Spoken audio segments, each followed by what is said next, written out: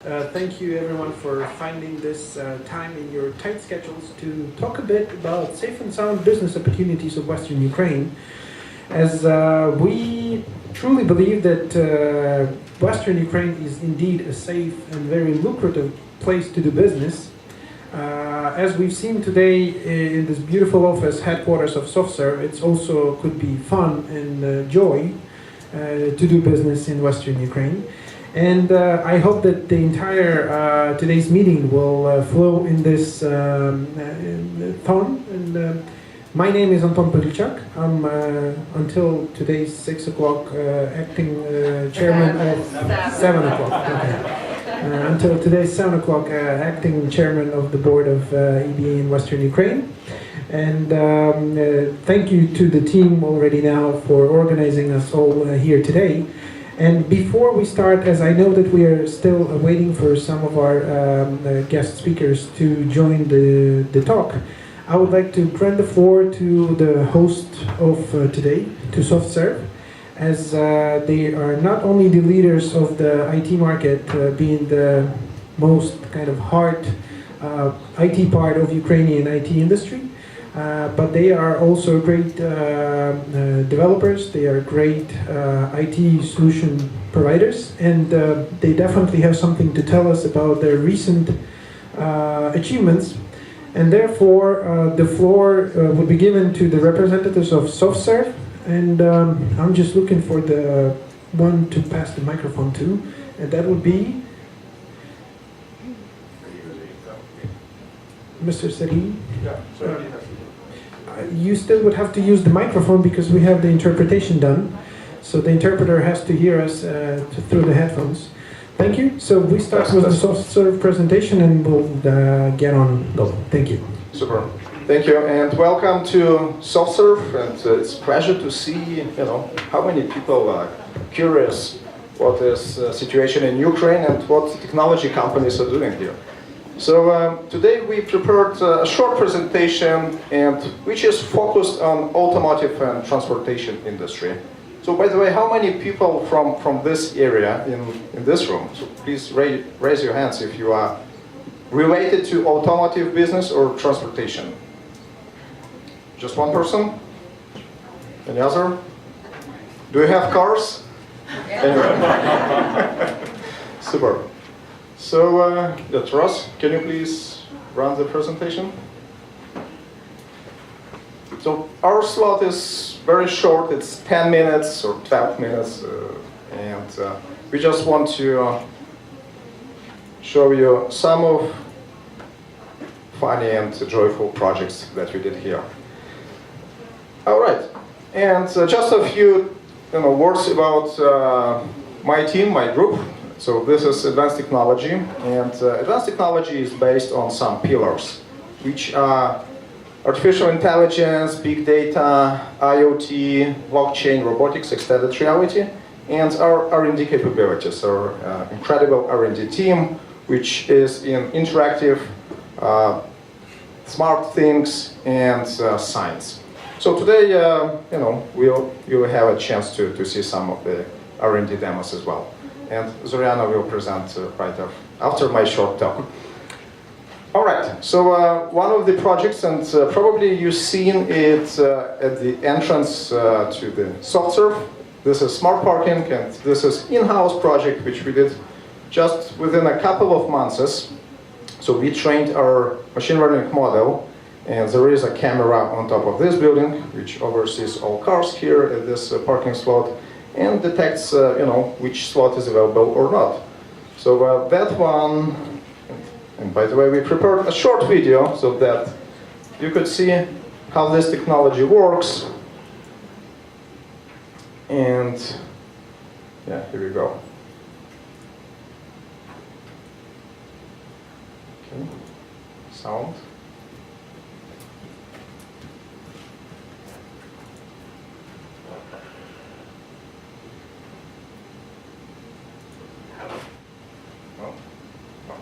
That's strange. Oh, here we go. While driving to any destination can be a hassle, parking shouldn't be. get stressed when they waste time finding a place to park instead of getting where they need to be fast.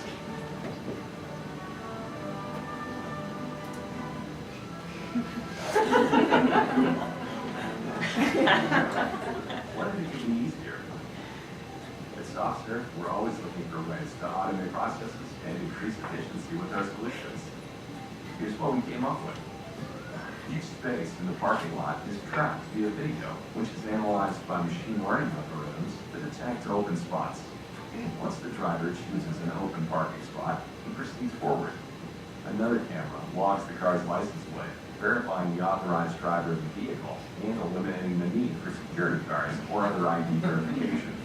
Finally, the driver is escorted to the open parking space without having to circle the parking lot even once.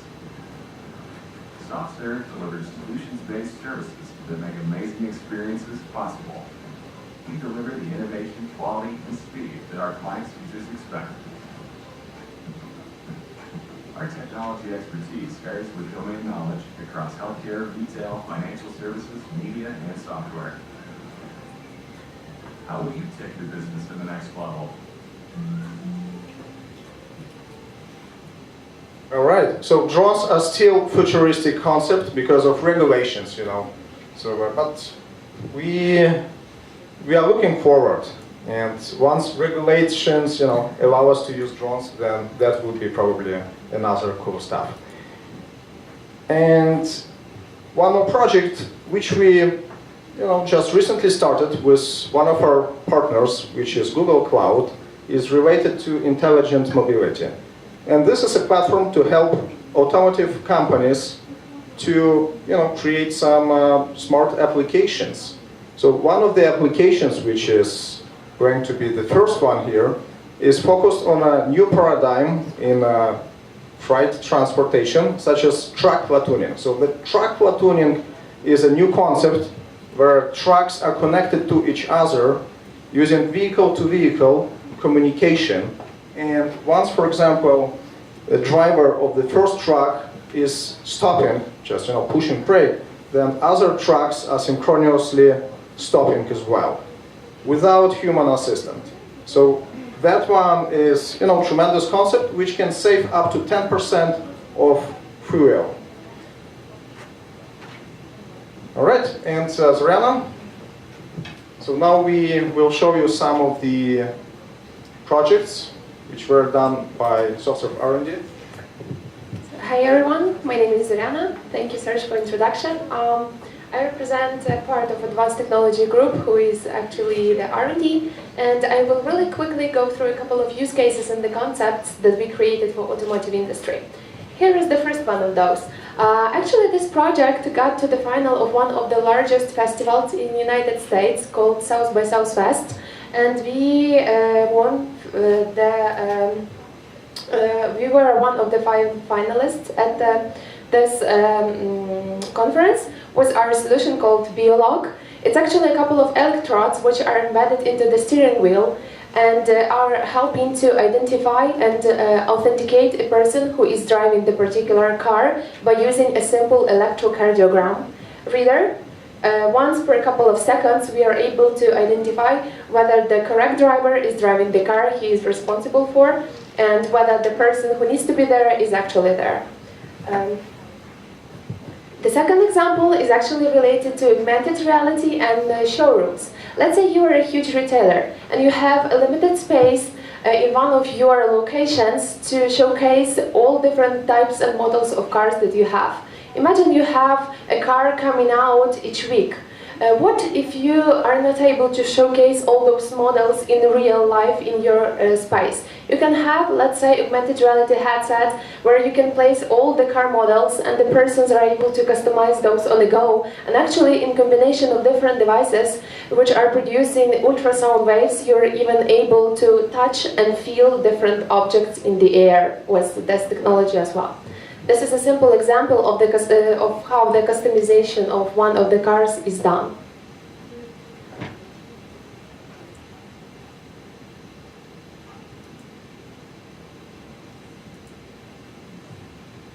Another example, concept of the smart seating, which can be used both for monitoring of the driver's state, who is actually driving the car, or if we are thinking about the driverless cars, it could be used for monitoring of the emotional state of the person who is actually going in the car, which is autonomous. With the fusion of a couple of sensors and a couple of cameras embedded inside into the car, into the steering wheel, and let's say into even the car seat, you can monitor the state of the person, you can predict the emotions, and you can even adjust the environment inside the car, having that loop of the feedback provided from the sensors and cameras to the person directly.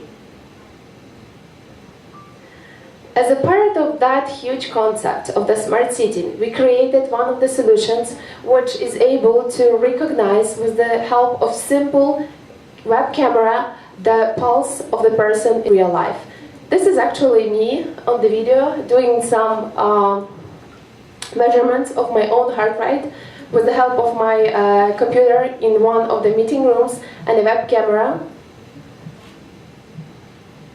So basically, the video stream from the camera reads small micro changes on my forehead in the color when my vessels and blood are pulsing, and then those are transmitted to electrocardiogram, and then we calculate the heart rate in the real time.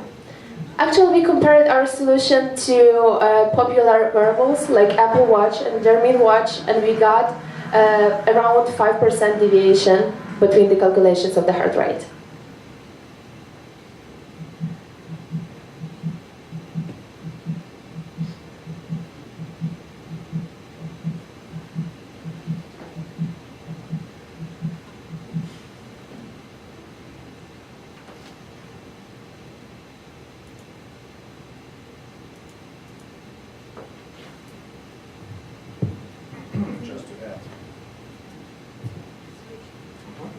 Thank you, Soriano.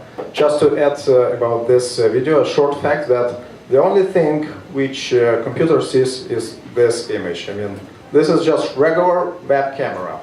No any sensors are connected to the person. And one more, let's say, futuristic concept that we have. Actually, one of the drawings that you're currently looking at is done also by the guy who works in R&D. He is called technology designer. He's responsible for creation of the concepts, the visual ones, behind the technology ideas that we have. This is the concept of so-called smart desk, a small, let's say, plate which can be connected to any car, any vehicle type, with a couple of sensors on top, which will be able to gather all the environmental data, monitor all the traffic which is done on the road, all the conditions, obstacles and things around that. Moreover, this device will be able to collect this data and translate it to all the cars driving through the road as a neighbors to the car. All right, thank you, Zoriana. And for the future, this is our motto. So unfortunately, we are short in time, but actually this is just small fraction of what SoSurf is doing for their clients. And thank you for your attention. We are happy to continue our discussion. Thank you very much.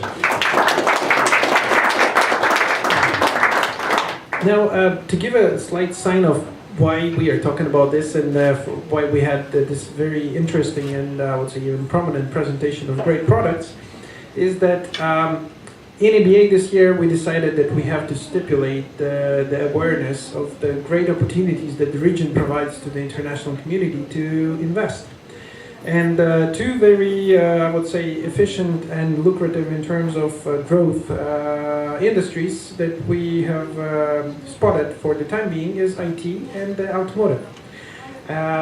With this regard, we have invited today for our meeting the representatives of numerous foreign embassies to learn a bit about the region by the best practices and success stories. So one of them is, of course, the SoftServe, and thank you once more for having us here. And just to continue our talk, since we are slightly behind the schedule, I would like to introduce who do we have today, and we would like to hear a bit, and I'll then forward the word to. So today we have Mr. Daniel Kramer, the Chief of the Trade and Economic Development of the Embassy of European Union, of the Mission of European Union to Ukraine. We also have Katie Cottrell, First Secretary and the Chief of Commercial Department of the Great Britain's Embassy. And I would like to also have within our discussion 3 more people local-wise. Mr. Roman Matis, who's the Chief of the Department of Investment Policy of the VU State Administration, often responsible for development of automotive in the region. Dmytro Sharanhovsky, the Chief of the Academic Department of Ukrainian Catholic University, who will hopefully give us a sign of understanding how safe we are here due to international situation around Ukraine and our beloved neighbors. And we will also have a little sneak peek of a potential of a Cleanspor, one of the biggest German investments in the region by a very good friend of ours, Mr. Yuri Reznik, who's the director of Cleanspor factory in the region. So those are the people who are obligatory would have to say something, but that means that everybody else can participate in the discussion as well. And the idea of the discussion today should be, we have to understand for ourselves and demonstrate it to our foreign colleagues what is the status in the region, how safe we are, how sound we are, whether this is a good place for investment, and before we proceed with understanding that yes, it is, I would like to hear our foreign colleagues on their vision. How is being Ukraine prospected? How is Ukraine being perceived by the potential investors coming from either the EU entirely or the Britain itself? As you as professionals who we hope will help us to develop the good image of Ukraine, what is the image currently in the West from Ukraine in terms of potential investments? And Daniel, I would like to start with you since you're closer to me and the microphone would be easier to pass on. Thank you. First of all, thanks for the invitation. So my name is Daniel Kramer, and I would like a bit to correct my title, because I am a Deputy Head of Sector of the Trade section in the EU delegation to Ukraine. So the question is how is Ukraine seen from an economic point of view? I think everybody in the EU, or most of the people, are aware of that this country is full of potential. It has a skilled workforce. It is a huge country. It has a big population. It has industrial tradition. It has excellent soil, etc. And this, I think, is a common knowledge in the EU. But then the question arises, why doesn't it attract more investment? And what we see is that the biggest issue is the lack of rule of law and corruption. And it's coming back and back. And that's, we keep saying, but we have to keep on saying. That is the biggest issue right now. It impacts investment climate, and that's in the minds of every investor, I think, or that's what we see. And talking about security, it's according to surveys, but also according to my personal experience, it's not among the top issues, top problems for investors. But it still matters a lot. Just to give you an example, since the martial law and the incidents in Azov Sea, we had several calls from European companies, European member states, asking us what is the situation and whether they should still invest. There was even an investor, they were asking us whether they should invest despite the martial law. And what we told them is that from Kiev, it doesn't seem to have an impact. And it looks like more like an internal politics, this martial law. So the level of risk of the country did not change compared to 1 year ago. That's how we see it. But it's interesting to see that such measures, like declaring martial law, still has an impact and can investors change their minds. So, and talking about Lviv and this region is, of course, far from Donbass, far from Crimea, but Ukraine is looked at as a whole, and investors are not, they are intelligent, but they still see Lviv as part of a country. And I am sure, according to the statistics I've seen, there is less corruption and better rule of law situation here than elsewhere in the country, but still investors look at Ukraine as a whole. And to finish, the EU is there to help. We are already, and I'm proud to say that, by far the biggest trading partner of Ukraine. The association agreement will help your business to create value chains, for example in the automotive industry. And we have a lot of EU projects. I didn't bring any material, but do not hesitate to contact me. They are designed to help SMEs and innovation and to connect businesses with the EU. I wanted to say. I'll just have one little comment. It actually happened to be accidentally, but we have EU in the British Embassy. We do hope you stick together because we feel that my personal opinion, it might work out better. Let's not touch on that ground for now, but thank you for the comments, and I'm sure that during today's discussion after and during your stay today, you would have a chance to learn that yes, we would not guarantee for the rest of Ukraine where we are not actively operating, but for this part of Ukraine we have rather positive changes done recently in terms of zero tolerance to corruption, in terms of rule of law. I'm being a practicing lawyer, see that we are losing some market in the litigation, which is good for us in terms of population, in terms of citizens of Ukraine. Because less disputes are there on the market. Meanwhile, let's have a see on the British way seeing the Ukraine and Western Ukraine in particular. Thank you. Thank you very much, and I'd like to thank the EBA for this opportunity to come to Lviv and to meet with businesses here.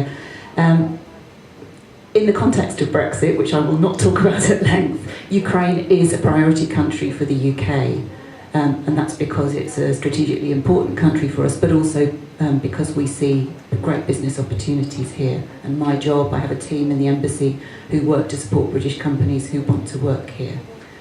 That's not going to change. If anything, it will be strengthened. We have extra staff working in the embassy now to develop that relationship. I won't repeat the things that my colleague from the European Union office has said, but I would strongly support his points about rule of law. Unfortunately, I do regularly get UK companies coming to me, sadly probably once a week, saying that they've run into problems. And that's obviously not good. Security situation. Yeah, we too have had companies cancel, not a huge number, but we've had companies cancel planned visits in the last few weeks because of the current situation. So we have to work extra hard, I think, to give examples of the success stories here. People do know that there are opportunities here, people who are working in sectors that are of great interest here. And particularly when I arrived in Ukraine 18 months ago, I heard a lot about Lviv, and there feels like there's a real buzz here. But we need to spread the word. We need concrete examples of success stories to tell people so that they banish those, they overcome those negative stories which sadly get into the news all the time.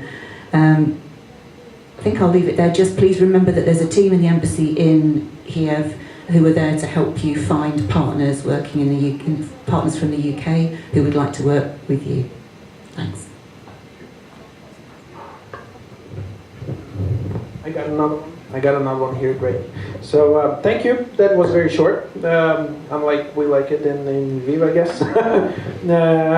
And coming now back to the Lviv realities, I would like to pass the word to Mr. Roman Matis, who can probably comment as a state representative in this room on the matters mentioned by our colleagues, and the vision of what can we do, what shall we do, what has been done, and what is the status of the region for the time being. Thank you, Mr. Roman.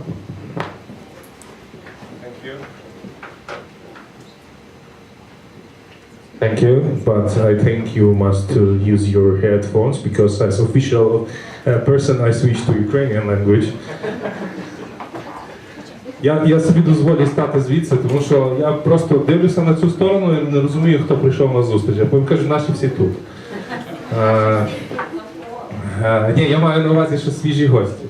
Слухайте, насправді мені пощастило вже втретє бути на зустрічі EBA в такому контексті, коли підводяться підсумки. Бо насправді якраз оце той самий період, точно так само я для себе підводжу підсумки, рівно 3 роки, як я тягну плугом на ниві чиновницькій. І кожного року так само доводиться для себе дивитися, чи всі KPI досягнуті, тобто чи щось може підкоригувати, чи це все рухається в правильному напрямку.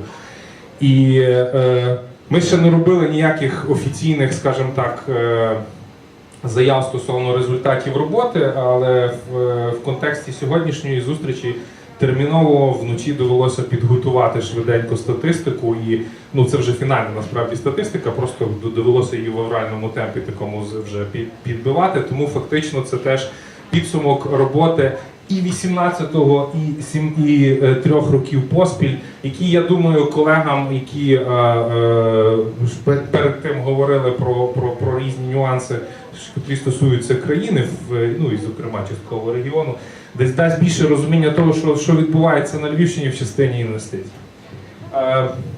Більшість з вас знає, чим ми займаємося, ми з вами пересікаємося, багато працюємо, з кимось співпрацюємо, з кимось консультуємося, але в сумі ми всі разом працюємо на один результат. Єдине, чого ви можете не знати, це якихось показників, цифр, які ми самі для себе міряємо і дивимося на реальну ситуацію, чи вона міняється і в яку сторону міняється. 3 роки назад, коли ми почали реалізовувати стратегію «Львівщина – фабрика Європи», про автомотів сектор на Львівщині говорили з позиції напевно 2-3 компаній, тобто і ніхто в принципі піднімання розвитку не піднімав питання розвитку якоїсь окремої галузі в принципі, і автомобільної зокрема. Але дякуючи плідній роботі, скажімо так, всіх, на сьогоднішній день ми маємо ситуацію, коли у місті Львові вже вдруге відбувається автомобільний форум. Це захід, який ми проводили цього року, буквально кілька тижнів назад, вже 2-й раз. Цього року на автомобільному форумі були представники 15 країн. Тобто це були гравці автомобільного ринку, які представляли 15 країн. На першому заході таким похвалитися не можна було, тому що це був такий пробний захід, скажімо так, спроба подивитися, наскільки буде інтерес саме до галузевого заходу. В цьому місці, в цьому році ми провели перший в Україні форум Share Service Centrів, якщо ви пам'ятаєте. Тобто тут було більше сотні компаній, які говорили про перспективи розвитку ринку BPO, і тоді всі з мене дуже гарно сміялися стосовно моїх планів про 100 тисяч нових робочих місць в галузі BPO і суміжних на найближчі 5-8 років. Але я сподіваюся, що я буду сміятися останнім. Поза тим, галузь автомотів активно розвивається. Сьогодні ми побачили, тобто всі звикли дивитися на галузь автомотів на Львівщині з позиції кабельно-провідникової продукції, тобто в кращому випадку ще хтось згадує щось інше. Я вам більше того скажу, на цьому тижні була дуже така важлива зустріч теж в автомотів напрямку. Я думаю, ми найближчі Я думаю, не найближчим. Я думаю, можливо, навіть якщо прес-служба компанії погодить прес-реліз сьогодні, то ми і сьогодні дізнаємося про прихід нового гравця в автомотив галузі, який буде працювати, скажімо так, з продуктами, котрі будуть потребувати більш глибоких знань, тобто котрі будуть потребувати професіоналів, котрі будуть потребувати великої кількості інженерів. Значить, і це вже це наступні кроки. Я зараз покажу по цифрах, як мінялася ситуація от від старту Львівщина фабрика Європи стратегії, і як вона, стратегія трансформується найближчим часом. Основна трансформація відбудеться завдяки тому, що ми змінюємо переорієнтацію в своїх інтересах в спілкуванні з потенційними інвесторами з компаній масового виробництва на компанії, котрі котрі працюють в режимі півавтоматичного, автоматичного виробництва. І моя така, скажімо так, сподіваюсь, максимально швидко досяжна мрія, моя візія – це 2021 рік, можливо, ми почнемо говорити навіть про R&D в підсумку. Але на сьогоднішній день все рухається, власне, так, як і було заплановано. Третій рік масове виробництво перестає бути актуальним. Я особисто, чесно кажу, на карті Львівської області для компанії, котра приходить і каже, мені потрібно там буде в підсумку там, від 1000, тобто я їх називаю компанії тисячники, від 1000 і більше працівників, я маю розуміння, що я можу їм запропонувати максимум 2 локації. Без конкуренції, без високої конкуренції за працівника. Звісно, можна поставити ще одне виробництво поруч з 2-3 іншими і тоді просто конкурувати за працівника. Але так, щоб не було конкуренції, це є буквально 2 локації: Червоноград-Сокаль і Самбір-Дрогобич. Це ті локації, в яких на сьогоднішній день ми не маємо масових виробництв. Вся решта частина області абсолютно зайнята. Як мінялося, всі ви знаєте, що основний козир, який ми продаємо зараз потенційному інвестору, він народився від того, що чиновники ніколи не мають грошей. Грошей на якісну промоцію регіону як інвестиційного майданчика в нас традиційно ніколи не було. Бюджети, які потрібні для якісної промоції, вони нам тільки сняться, тому було прийнято рішення зробити ставку на інструмент, який буде, скажімо так, основним інструментом для переконання потенційного інвестора про те, що серед всієї України найкомфортніше вести бізнес у Львівській області. Це супровід інвестиційних проєктів. Тобто ідея була в тому, що ми повинні створити підрозділ, який, буквально взявши за руку потенційного інвестора, буде його водити по всіх службах, отримувати всі дозволи, погодження, отримувати всі необхідні документи, робити це максимально швидко, наскільки це можливо згідно чинного законодавства, виступати бар'єром проти корупції в той же ж момент, значить, і таким чином створювати в діючого бізнесу розуміння того, що тут влада, представники органів влади дбають за те, щоб бізнес-клімат був позитивний. Ми почали це робити в 2016 році, а як перемикати, де? Ага, бачу.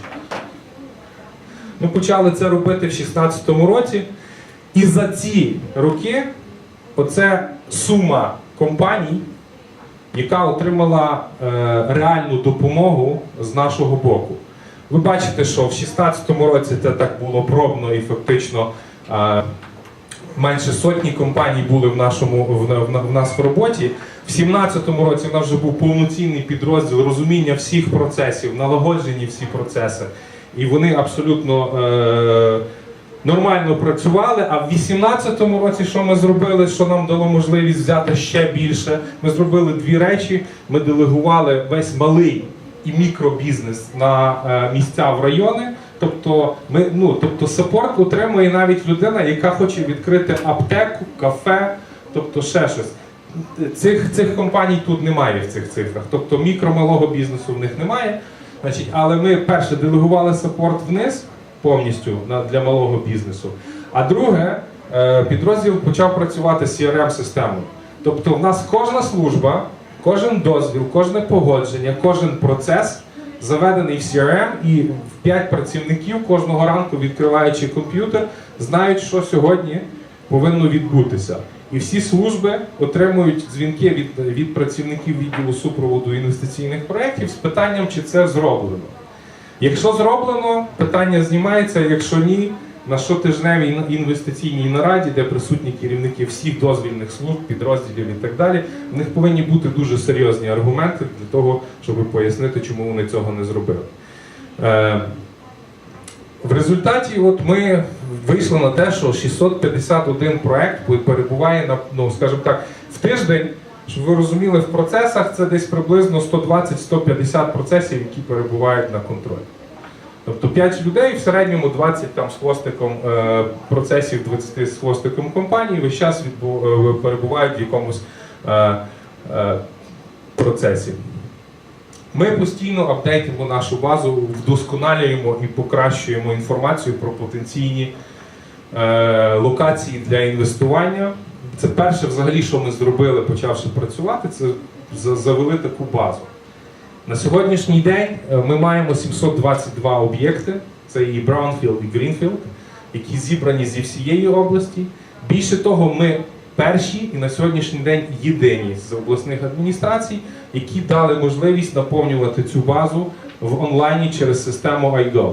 Тобто вам навіть не треба з нами контактувати, ви заходите на iGo, заходите через свій електронний ключ, знаходите цей розділ, вибираєте додати ваш об'єкт, заповнюєте дані, вони приходять нам для перевірки, тобто якщо все окей, правильно заповнено, воно попадає в нашу базу. І потім, коли потенційний інвестор звертається, ми просто за 30 секунд, згідно алгоритму запиту, можемо видати результат, чи в нас є об'єкт, який відповідає вимогам інвестора. Ми активно намагаємось займатися промоцією попри відсутність для того бюджетів. За минулий рік, за попередній рік нам вдалося здійснити якісну комунікацію. Я зараз не говорю про постріли там по горобцях з гармати. Якісну комунікацію з різного роду офіційними особами, компаніями в 100 країнах світу. В цьому році це вже 105 країн світу, з якими ми регулярно комунікуємо.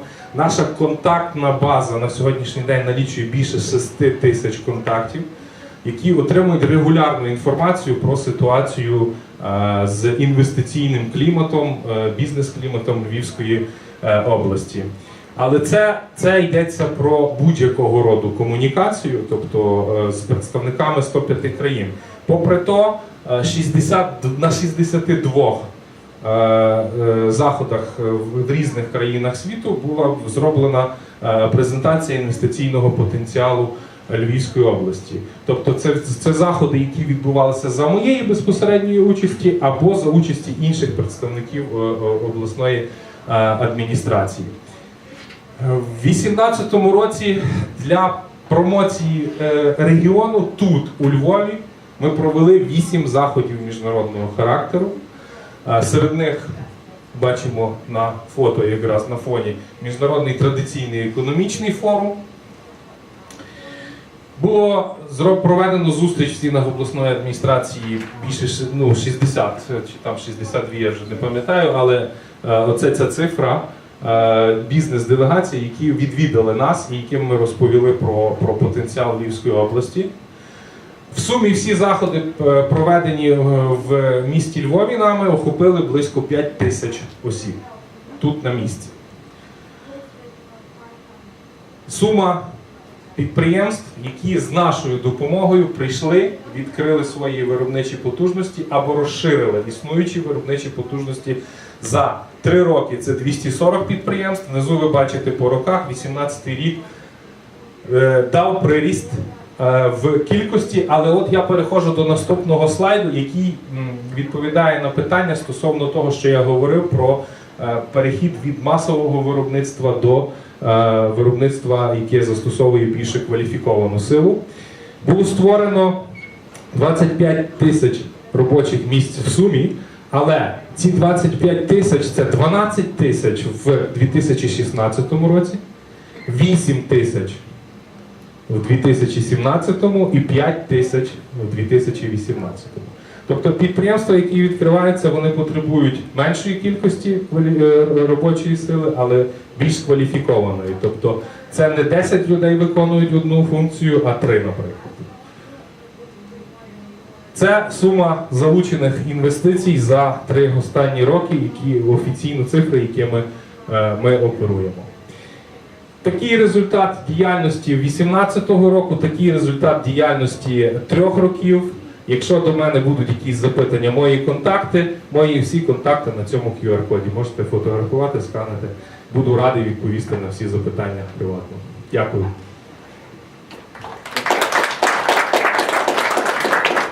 Дякую, Романе. Ми трохи виходимо за Я не вмію коротко сказати. рамки запланованого нашого часу. Тому, щоб ми так швиденько зараз проговорили. Дмитро Шеренговський, наш колега з академічного сектору з УКУ, ми з Дмитром разом навчались на Міжнарі Львівському.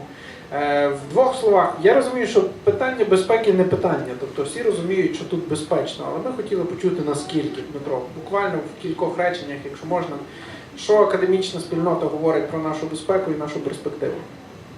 Okay, thank you for the introduction, and indeed it was a nice time of studying together.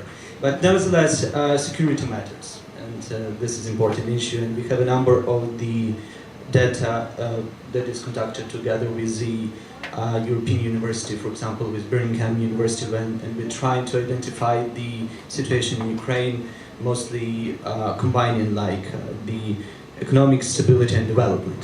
The rest data is showing the cases when we analyze Balkan states and Afghanistan and or Iraq or other states, and it's showing that sequencing matters. So the first should be stability, present, then we have economy, and then we have development, political development.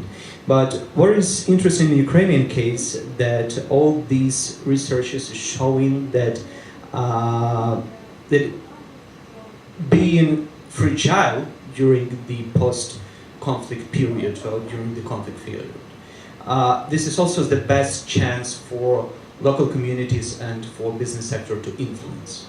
So the system, the state system, is the most vulnerable on the one point of time, but it's also the most open for the transformation. And when we're talking about the Lviv region specifically, I can't remember like a few years ago so many councils and so many clusters that are created, both on e-governance, on, for example, biotech, or whatever that have been created like a few years ago and operated right now.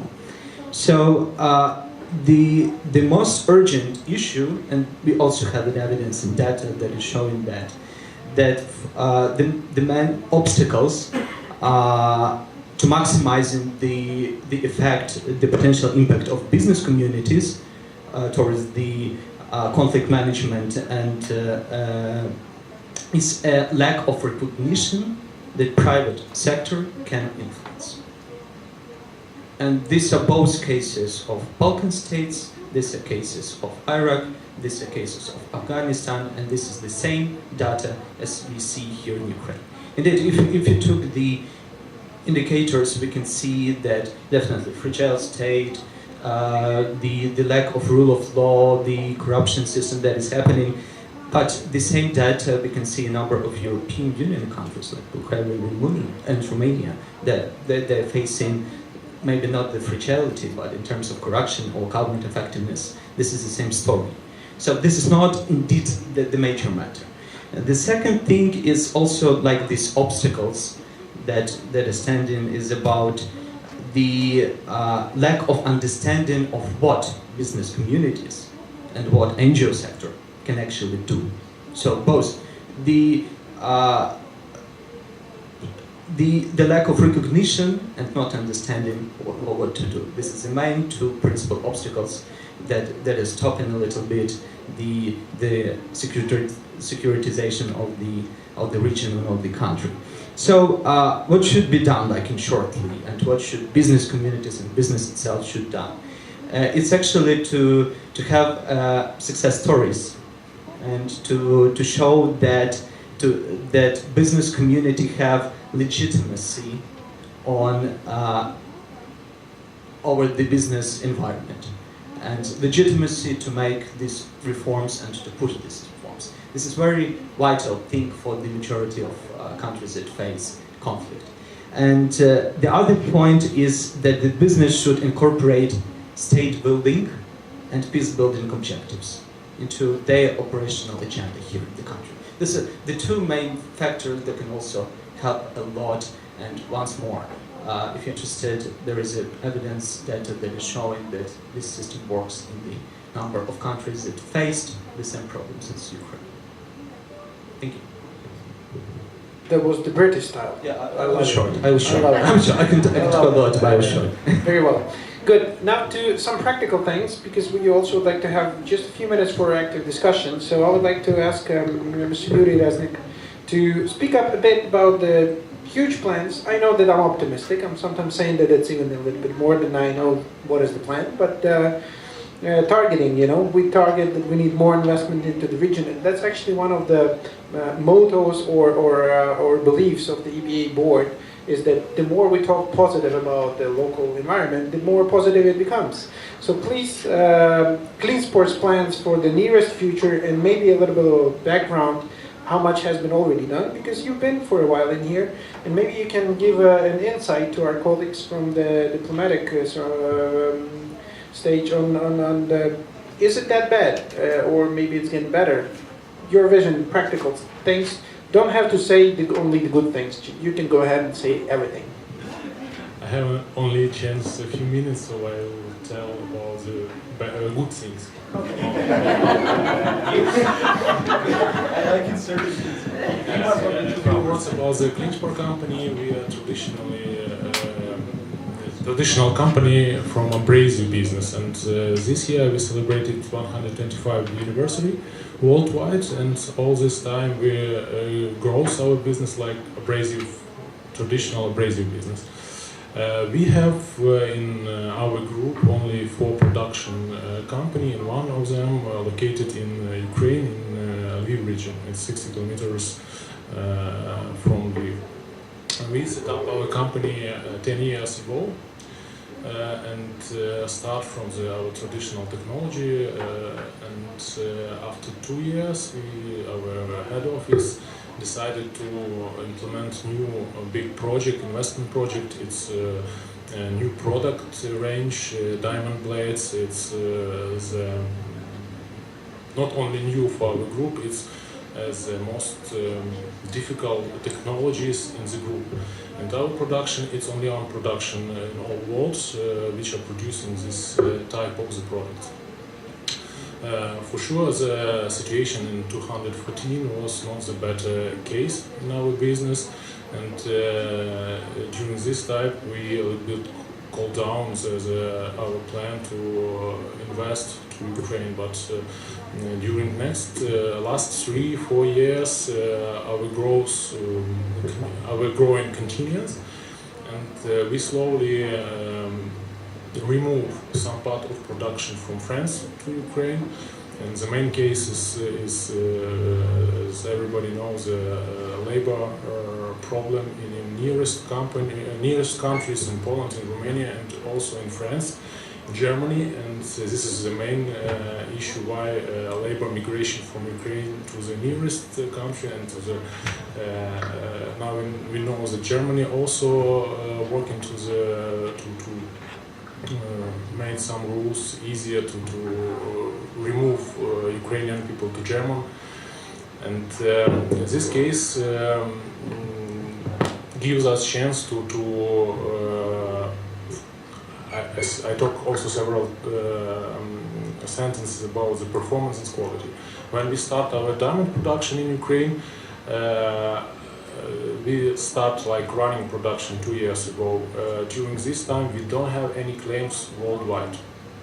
It's a very, very good feedback, and next steps, relocation from France, and now we are like stable part of the production company in our group, and we have a big plan to the next year.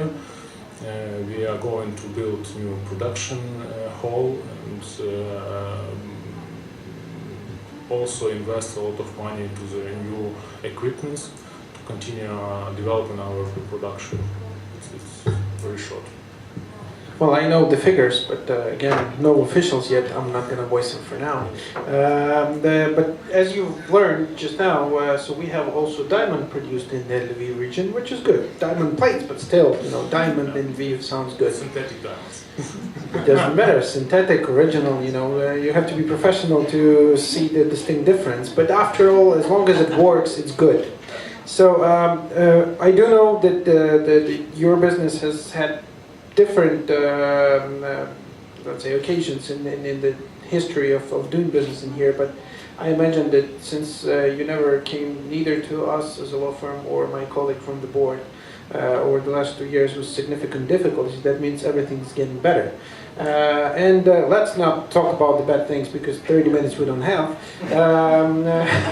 Meanwhile, we also have another colleague from the diplomatic field. He's, I believe, originally Ukrainian, but being the coordinator of the Norwegian, business coordinator of the Norwegian embassy in Ukraine, I would like to ask also Mr. Dmitro Bankatov to give his insight as being also Ukrainian and working in for foreign embassy, the vision of your perception of what it is in here. Is it getting better? Any difficulties? And what is most important, I would like you to start our discussion on what we can do to have the situation better, to promote the region, to promote the understanding of the real threats, if they are so, and maybe to mitigate those threats should we identify them directly already today. Thank you. Hello everyone, I'm Dmitro Bankatov, Norwegian Embassy in Kiev. Thank you very much for inviting to this event. I always like to come to Lviv, a very beautiful hospital city. Yes, coming back to your questions, I fully support the previous speakers and colleagues from embassies. Actually, I think business from all every country sees it the same way. Business expects a transparent and open system and predictable environment, and unless we make sure the environment is predictable and the courts are working, business will be very careful in entering Ukraine. Of course, potentially the Ukraine is very interesting market for Norway, and there are some areas like energy, ICT, agriculture, which have a big potential. Traditional business is fish and seafood. It's more or less stable. It's not growing that much. It's not going down. And of course, together with our partner from Norwegian Ukrainian Chamber of Commerce, we are working to increase other sectors as well. I also would like to use this opportunity and inform about the forum in January, Norwegian Ukrainian Business Forum, and those who are interested to find partners and cooperate with Norway, you're very, very welcome to come to Oslo on the 28th of January. It's a great opportunity to meet the business community from Norway, all colleagues from the Norwegian Ukrainian Chamber of Commerce. This event will attract a lot of interest because Ukraine will be presented this time by its Prime Minister Grossman and the delegation from the state, and such visits always attract a lot of attention. So hope to see you, at least some of you, in Oslo in January. Thank you very much. And before we switch into the questions, there's one little thing, since you touched on energy a little bit. We have also here today a representative of one of the oldest energy-related companies in here. They say that they invented some 80% of the 30%, yesterday it was 80, 30% of 30% of the industry in general, in electricity and so on. So it's the company ABB, and I'll give you the slight sneak peek of yesterday's communication, because we know that ABB was considering having a production facility built in the Lviv region. And I know that you enjoyed the very welcome approach from the investment department already, and you've been presented everything and anything and offered and promised and so on and so on. And then you had certain questions from your headquarters which stopped from the factual investments even though the figures look good. And because you're a lawyer and you're an integrity chief of the company for the region, the raised issues of rule of law and the raised issue of corruption, how do you feel it? How corrupt are you? We know that ABB is a leader in integrity, and so that was a bit to just wake up the audience. So yes, so Slavoj Bili, a very good friend of ours and a prominent lawyer, please. Hi colleagues, my name is Sviatoslav. Anton has been announced. And our company ABB had been with Ukraine starting from the very beginning. We came to Ukraine starting from 1992, where Ukraine get first days we had get our registration facilities for new companies, for foreign companies, like different from Soviet Union. So as soon as we came, we acquired two production facilities in Khmelnytsky and Rivne. But then we faced a lot of problems like corruption and so on, and we ought to sell. And now it is extremely hard to get our factories here back. Why? Because first of all, we talk a lot here about the war, about all the security programs, but such kind of situations have been never stopped for a company like ABB, like global companies, because we have business in India, we have business in Israel that is in status of permanent war with their neighbors, and it's not a problem for us. The only problem in Ukraine we have been underlined is judicial system. Not corruption as it is, of course, corruption is in that places when two parties, yes, a party that is giving money and a party that is taking money. In case you are not giving money, so no corruption in your area. But still, at the final, when we have final panel discussion with our investment department, as Anton had mentioned, I get to very last one question, whether it is possible to buy a court decision in Ukraine. And unfortunately, I was forced to say yes. Then we finished our discussion. And two times we have such kind of discussion, and one factory go to Turkey, and another factory go to Romania. Unfortunately. Yeah, well, the good thing, the court decisions are not on sale in the region anymore. So my personal opinion is that the Supreme Court of Ukraine is becoming really a strong partner for business to enforce the rule of law. We have different visions and different comments from different colleagues, but I would also like a couple of my prominent colleague lawyers at the meeting today to comment a bit on the status of rule of law, because my personal feeling is that for the last at least 3 years, if you're a big name, potentially like ABB, there would be zero tolerance to corruption practice implemented to you, even in the courts, regardless of the fact that there is some negative practice, and of course we cannot deny this. But after all, my belief here is that for the big names, it is important to come here to implement the best practices of integrity, to show the example how the business can be done without any sort of corrupt practices, to bring the best practices, to train people, to show efficiency, and then the rest of the business, which is local business or international business, will follow the lead. So it's a bit, I know you're going to answer that it's all about money, and that that money rules the power, and then if there will be money, they will come. But it should be a little bit of a comprehension that if somebody will, because somebody will invest into this region today, they will be ahead of the rest for whatever time they are ahead of the rest. And we already see over at least my 10 years of practice in business that the situation has improved significantly. And the tendency that it's getting better and better, faster and faster.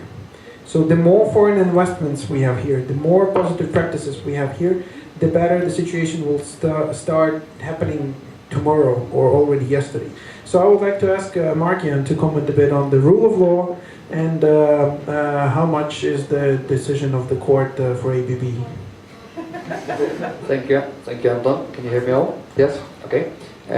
So my name is Martin Malski. I'm a partner of Artsinger Law Firm and also the Honorary Consul of Austria to six oblasts in Western region. Now, talking about the rule of law is something which the lawyers like to talk about, because this is our main topic, rule of law. I would say that in the last 15 years, a lot has changed. Now, I think it's in the nature of the human being to be unhappy. You know, we wake up in the morning and say, oh, it's morning, you know, we have to take a coffee and become more happy. We come to work and we say, there's a lot of work and you have to do the work. Now, I remember how did we live 15 or 20 years ago. Would a normal Ukrainian easily get a passport, a foreign passport? Would you be able to register your car easily? Would you get your child in a good school without a drive? Would you be able to, I don't know, travel visa-free to European Union? Would you only stand a couple of hours on the border? We say, the borders are full. We waited 3 hours. I remember 20 years ago waiting 8, 12, 15 hours on the border. Now, I do believe that we see ourselves through a certain pattern, you know. Now it takes us 5 minutes to get an answer to the most complicated question because you can Google it. I remember spending hours finding an answer and not being sure I found the right answer. So I believe we should be more positive to what we have already. I think Ukraine developed a lot in the last couple of years. Look at the all electronic services we have. Ukraine, as of today, is one of the most open data country for example, knowing who is the ultimate beneficiary owner. You can open up a register and see who of you owns what, in which companies. You can see the connections. You can see in which public tenders you took part, which you won, which you lost, who were your competitors.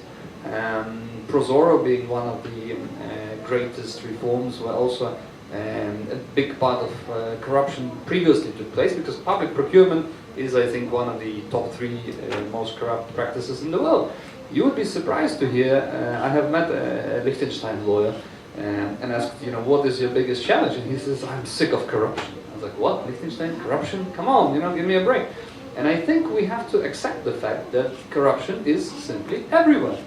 It is in different forms, it is in different means, it is in different situations. But if we look on Ukraine, for example, I think this was one of the most successful countries in the last couple of years combating small corruption. Okay, but you have to start from small steps. You can't say, you know, you can't kill corruption tomorrow. You can't do this overnight. It will simply not work. And we've also seen a couple of countries where corruption has returned. It has been combated and then it returned. I think it is one of the biggest challenges. But in the terms of rule of law, with the election of the new judges of the Supreme Court, which are today having salaries between 200,000 and 300,000 hryvnias per month, which is equal to, you know, $8, $10, $12,000 per month, it is already something. We cannot expect a judge to be not corrupt if he receives a salary of $200 per month.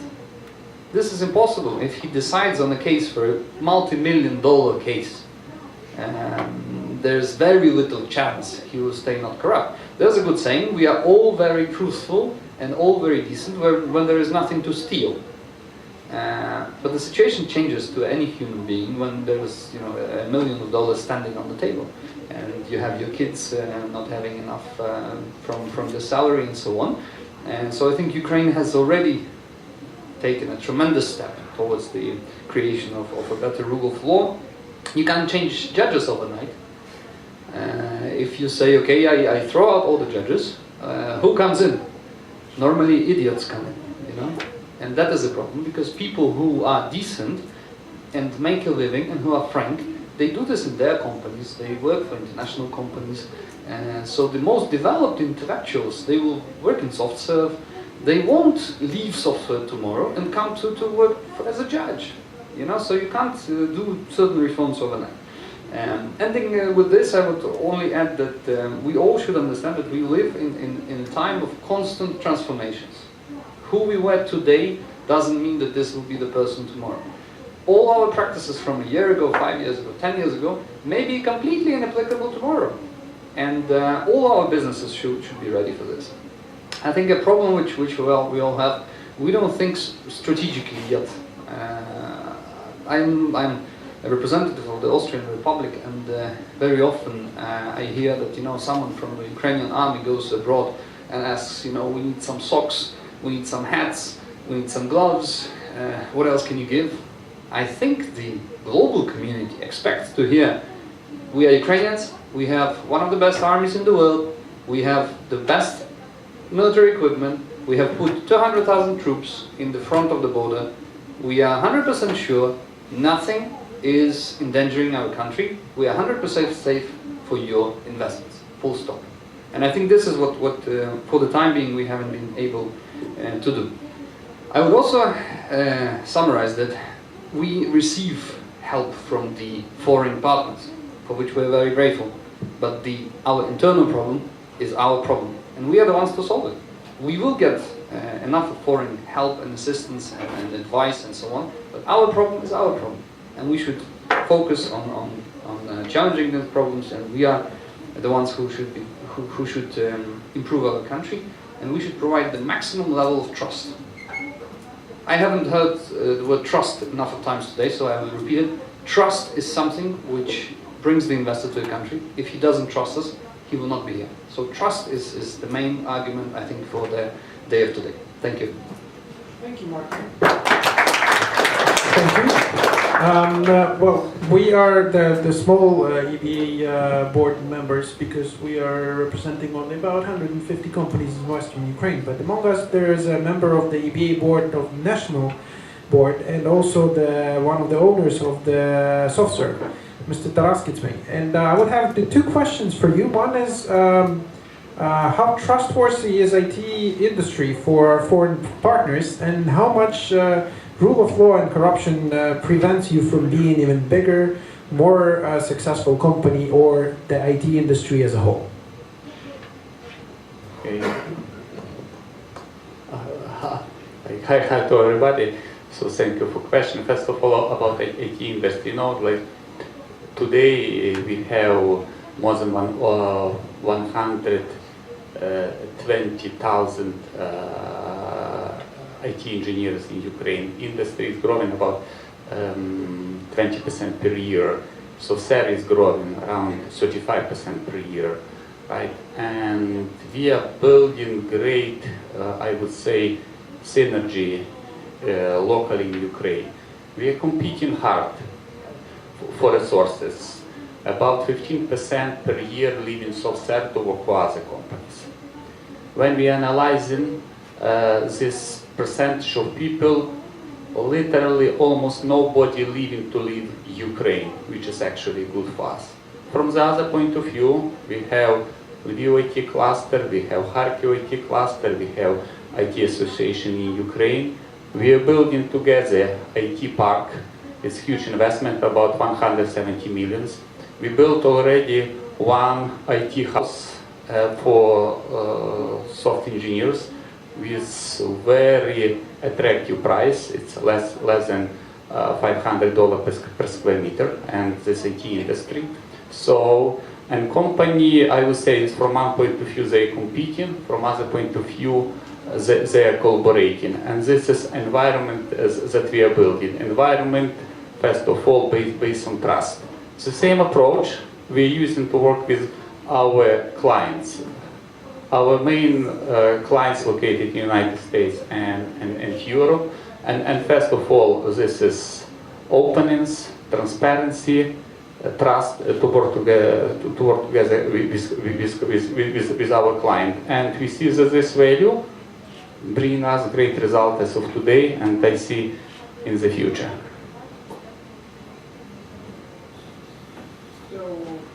I would sum up that basically you don't feel no difficulties of unjust justices, unjust the judges, or lack of rule of law. I mean, IT develops itself without the rule of law, or it's this situation about IT critical? industry. So yes, we do not have difficulties working in Ukraine as of today. when we analyzing threats that our industry could have in the future, our main requirement is to keep stability in Ukraine. Stability, political stability, economical stability, regulation stability, right? So the environment that we have today very beneficial for IT industry. Why? Because we have result. We can argue a lot, but we have clear proof that industry is growing. Maybe IT has some specific. We are exporting services. We're not working with custom because services is flying through internet, through phone lines, whatever. We are visiting our customers on a regular basis. It's non-stop. So I have no idea how much time he's spending in Ukraine, how much in US or Western Europe. Maybe half by half, whatever. Our people working around the globe, but they live in Ukraine. And in such an environment, Ukraine it's very beneficial to have this business, IT business here. As of today, literally no difficulties, like major difficulties. Thank you for this message, because if I would say again that everything is great in this country, people might not believe because I'm saying this all this morning.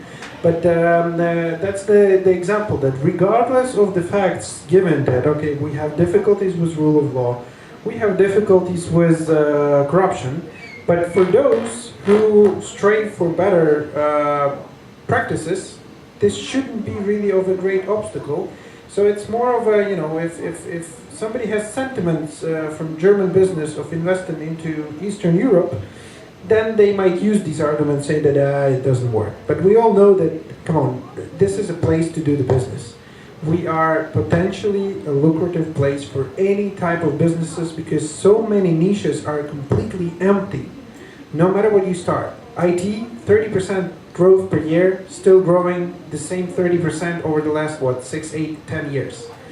We have more businesses representatives here, so I would like to give the floor now to maybe 2 or 3 more guests to comment on the topic of today's meeting. So you're free to go because I'm done with my list of to-do list on the talks. Therefore, please, who would like to comment on the matters discussed today? Because I'll appoint the volunteer if nobody volunteers. Okay, no volunteers, so I have to appoint. Then we'll start from the beginning, I guess. And therefore, Daniel, would you comment on what you heard? I mean, anything new that you heard, or it's the same good stuff that, yes, everything's perfect, but then you face the reality? So, can you hear me? Yes. Yeah. Okay, so I would really like to agree that everything is perfect. I think IT is a special sector because you don't need authorization certificates, you don't have inspections, and it may be that in Lviv things work better than elsewhere. I have a few examples. This week I met representatives of the cosmetics industry. They told me that they became aware, I will not tell names, of a regulation on cosmetics, and it contained reference to obligatory animal testing, that every cosmetics should be tested on animals in Ukraine, which is contrary to what's happening in the EU.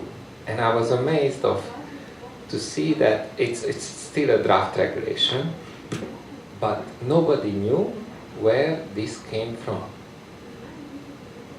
The minister said he was not aware, she was not aware of this draft regulation. That's one example. So there was a regulation on the table, it was still a draft, so it's not out there. Nobody knew where it came from. Another example is the VAT refund. Maybe you have heard about it, that oil and soya producers, if you're not a producer, you cannot have the VAT back. And I had several meetings about that, and nobody knows who is behind this. It's blocked in the radar, and nobody who knows whose interest is it. And everybody's complaining, but it's still there, and it's still in force. So and then the third example that we were facing are with the competition authority, huge fines, absolutely huge fines for some EU companies. And they are obviously unjustified, but they are still there. And then I was told that, but what do you want? Just look at the cars of the judges. Just look at the cars. And there's no better proof of corruption. Look at the cars that they have. They would never be able to buy those cars from their salary because it's so low. Okay, this is another issue. Why is it so low? So that's what I wanted to say. I had this week was interesting because we had a meeting with an investor from London. He's a huge investor. He invests in country debt, and he's promoting Ukraine. And he met the EU delegation, our colleagues, and we were very upset with him because he was criticizing Ukraine. He said that there is still lack of rule of law and nothing, and it's still bad. And my colleagues are dealing with this, and they were, no, but this is not true. You're exaggerating. Things have improved a lot. Look at all that happened in the 4 years. And he said, okay. And what was there is a clash of two visions, and that was very interesting from what you said.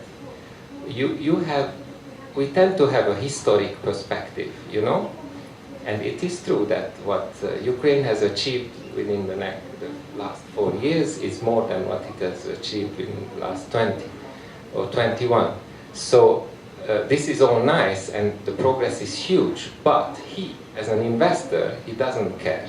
What he looks at Egypt, he said, he looks at countries with the same risk category, and he has he doesn't care about history and the progress. He has to choose now what is the situation now, and he said that it's still that rule of law and this low-level corruption is still an issue. Thank you very much for your comments, and I would say for a guy who's considering Egypt over Ukraine, good luck with investment, you know. I mean, he should have been really efficient before with that kind of approach, but I agree, we did have problems, we do have problems, but let's not concentrate on the problems, let's concentrate on the solutions. So my advice to the advisory mission of whatever embassy or whatever business is that look for adequate local partner. EBA might be a very good partner on describing all the initiatives and whose initiative in it, both in the black and white and also in the gray, whatever cannot be stated directly. Because our Kyiv lobbying department of over 40 people is very actively engaged in most of the initiatives. And of course, I mean, come on, even in Europe, we have, in the US, we have certain deputies of the parliaments who produce really baloney.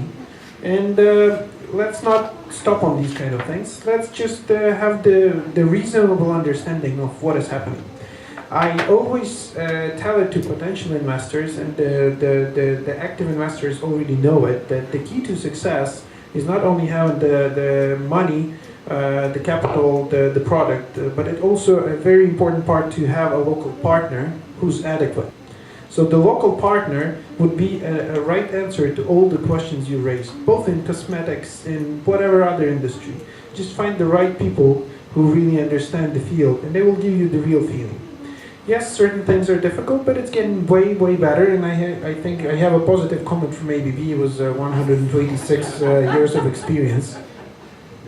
Just a small comment, because in general, we believe means we ABB Ukraine management, local management, because we are strongly just willing to have production facilities here. And instead of our local ABB promotion in our headquarters to have some investments here, we saw that Ukraine as a country had a really not strong promotion of the situation here inside.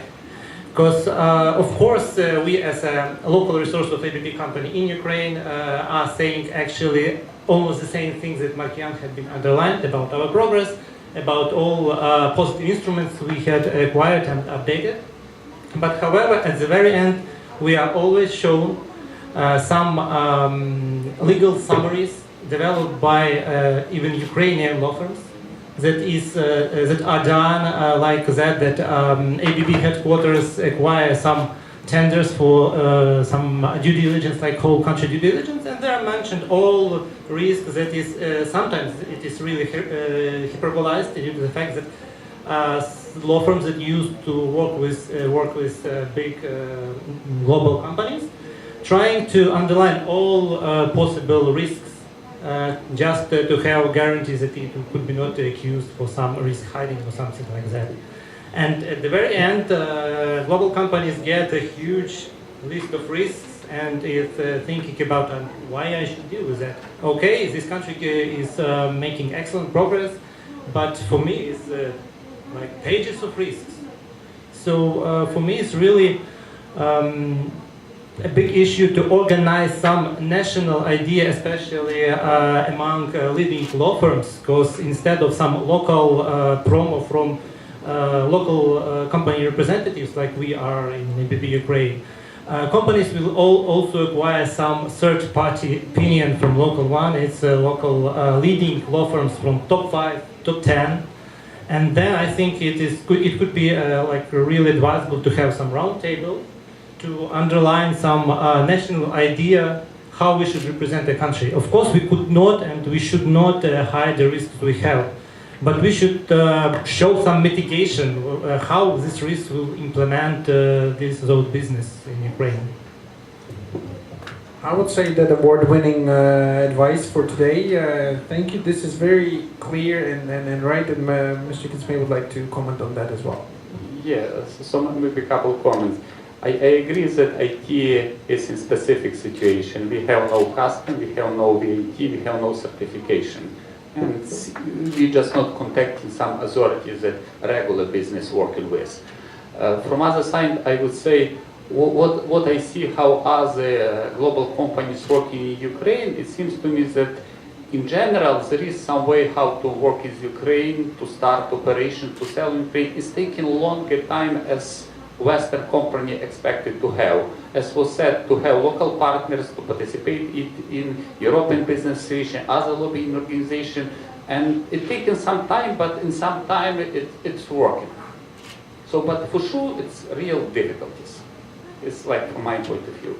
Well, they say, high yields, high risks, but then the yields cover it. And unfortunately, we are not introduced personally, but I know that we have here a representative of one of the recent bigger investment into the region, the company Fujikura, who's both in the production and who's new and not prejudiced at all. So can we have a comment from Fujikura? Was developed, 5,000, 3,000 labor places in the region? What is your perception of all the mentioned risks, and have you faced it? How did you combat it, and why did you still invest if it's difficult, or maybe it's not? Okay, first of all, thank you for giving me the chance to say. Again, my name is Onishi. This is the first time I attend here, coming from Fujikura, which is the manufacturer for the electronic components for the vehicles. Well, our discussion is focusing on to the corruption. to be honest, for our company's case, we don't have any big problem regarding to the corruption. We have some let's say problem with some unclear portion of the law or anything, but I can say we don't have any big problem about the corruption. We may be some kind of fortunate. Regarding to some special things about the legislation or law, I would propose that if we could know the difference in advance, we can manage. So I came from Japan. Japan is one of the most special countries in the world. So every time we try to find out what is the difference. This is a common situation for the Japanese companies and Japanese people. So if we could know the difference in advance, we can manage again. So my proposal is let us do not hide such kind of things in front of the investors, but explain, disclose. We have these kinds of differences. Maybe for local persons, it is very difficult to find out such kind of differentiation, different points. But some foreigners, including me, working in this country, can find out, can tell. This is the difference from Japan, from the US, from the Europe. So I would propose to disclose, to announce, to explain such kind of portion in front of the investor.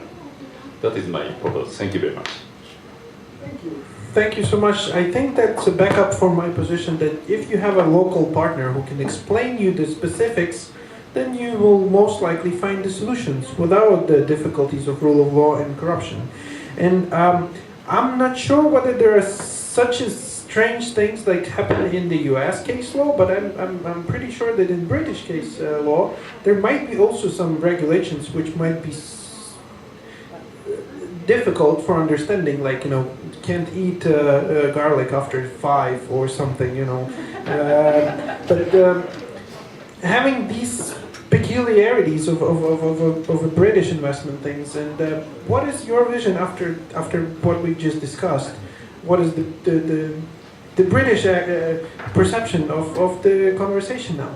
Sure. I mean, I think it's been a really, really helpful discussion. I wouldn't disagree with the suggestion that the judicial system is one of the biggest, if not the biggest, problems. But I think, as been said, it's been important to remember that there's been so much progress made. And I really like the comments from Mark and I want to take that away, the sort of being positive and trying not to send out mixed messages. So there was that thought, which I think was really great, to be positive. And the IT sector is the perfect sector to illustrate, to have the evidence of how business can be done at the end of the day. People involved in business say all the time, business is business. And I don't mean that in a shifty, corrupt way, but in a, if there's business to be done, you need to work at it, and it's worth working at. So very useful discussion for me. Thank you very much. Okay. I'll give a chance for someone to. You'd like to comment more? I would like them to give the last chance for a comment from the audience. And if not, we definitely have more time to communicate today, because at 7 we have our great reception ending of the year. Some of the members of the discussion are not able to join us, but we are very thankful for your active participation. So maybe last question? No? We good? Good. Then I would like to thank everyone for a very frank discussion, and I think that it was not just a blah blah discussion. We actually have come up with one very straightforward thing: positive. Don't send the mixed messages, and try to stick to the best practices. Everything will be great. ABB will be producing in the region, and we have this in witness of 40 people guaranteed. So which is good. And I'm sure that we can still have a little discussion on our way to our next venues and next following the rest of the day. and hope to see all of you, if not all of you, but most of you then in the evening. And to round it up in a nice way, I'd like to pass the word to Mariana Wutseshen, who's the big boss of the Lviv office of EBA, and she's the mother of the EBA companies in the Western region. Never been mother, but it's really interesting. Okay, I will be really short. I would like to say thank you to Traskitsme for hosting our little round table. I think it's very important for us guys to hear these positive ideas of these issues that we raised, and I hope that tomorrow the messages from us will be different, and I hope it will be different in a positive way. So we all welcome you to Western region. We, I think, can have different meetings with different embassies, representatives from Britain, from Norway, from USA. It doesn't matter what countries, but we really wish to activate our business environment here. So please come here, and we also are very welcome, I think, to Europe, and in the future we will have a really big potential in cooperation. Thank you so much that you are at our region, and we can show you as a presenting region in the best way. Thank you to Valeria Mo for translation. It's our partners who help us to organize this thing, and who also didn't try the coffee. Please, outside we have Leo coffee. It's our Lviv coffee. I think it's very tasty. So you are welcome, and see you in the evening.